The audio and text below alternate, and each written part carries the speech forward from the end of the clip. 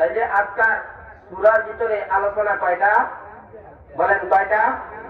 1 number নবীর শান, 2 number নবীর programme, 3 number নবী সাল্লাল্লাহু আলাইহি ওয়াসাল্লামের বিরোধীকারীদের পরিণাম। এই তিনটা কথা বোঝার আগে আপনাদের একটা জিনিস বুঝতে হইব যে আল্লাহ তাআলা কোরআনে কারীমের ভিতরে এই সূরাটা নাজিল করলেন কেন?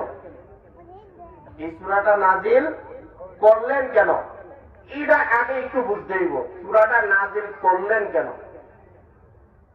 এই সূরাটা নাজিল কেন করছেন এটা বুঝাইতে গেলে আপনাদেরকে আজ থেকে 1400 বছর পরে একটু যাইতে হইব। যাইতেন না?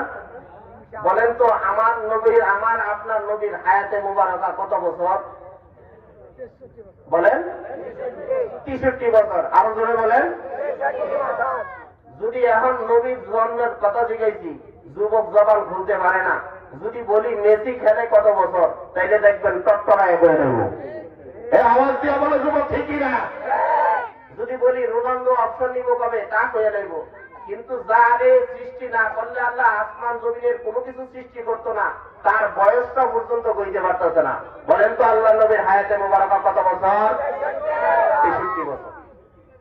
এই 63 বছর বয়সটারে আমরা 2 ভাগে বিভক্ত করব। বলেন কয় ভাগে? একটা হইল নবুয়তির আগে, আরেকটা হইল নবুয়তির পরে। নবুয়তির আগে হইল 40 বছর। নবুয়তির আগে কয় বছর? আর নবুয়তির পরে হইল 23 বছর। নবুয়তির পরে 23 বছর। নবুয়তির পরে যে 23 বছর, এটারে আমরা আবার 2 ভাগে ভাগ করব। একটা হইল মক্কার জিন্দেগি, আর একটা হইল মদিনার জিন্দেগি।